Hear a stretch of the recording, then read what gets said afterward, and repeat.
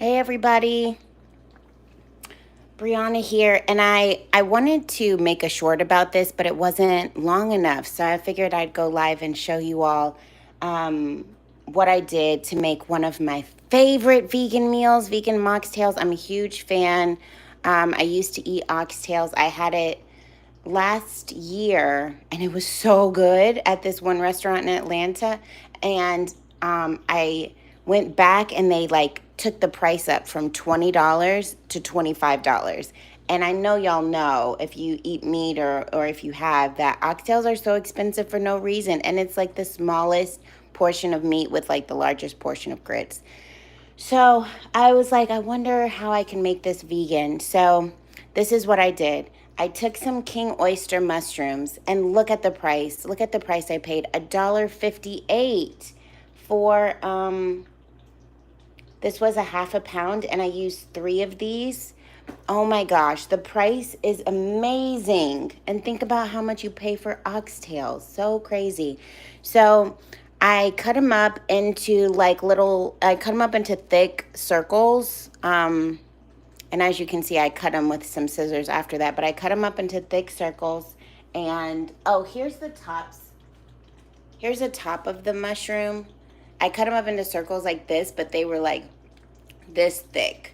And I just didn't feel like cooking the tops of the mushrooms. They were a little wilted looking. But okay, so I took a large frying pan and filled it with oil. You can use whatever oil. I use olive oil a lot, and I mean it was this olive oil, but it doesn't really matter.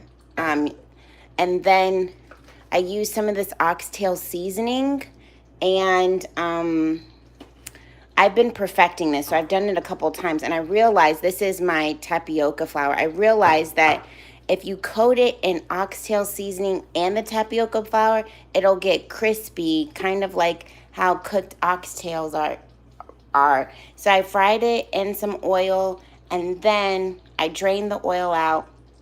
I cut them into like smaller chunks because I realized when they're big, they're not as flavorful. So I like to like jam pack the flavor. So I just took some scissors and cut them up. I know you're probably asking, well, why don't you just do that from the beginning? Because it's easier to flip and fry when they're bigger. So that's why I did that. And so then I just added some water to this pan, and I know it's messy. Y'all know how it gets when you're frying food with the oil and the seasonings and the stuff. I'll clean it later.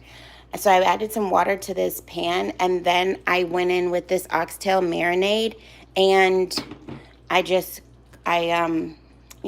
cooked it around, and I'm letting it cook a little bit more so the flavors can really seep in. I'm actually going to turn it off now. It's been cooking for about 10 minutes, so I'm just going to let it sit, let all the flavors marinate. It's going to be so bomb.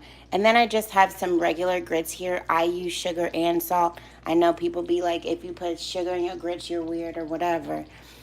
But that's what it is. And I use my same like stirring pan. I use it in here, and I know if you're like really weird about that, then you don't have to do it. But I like a little bit of the flavor from my oxtails in my grits with the sugar. It just brings it out. You don't want to over season the grits because really the flavor is in the oxtails. But that's how I make my vegan moxtails, y'all. It's so good, and I've been perfecting this. So if you do it the way that I just told you how to do it, this is definitely going to be one of your all-time favorite recipes.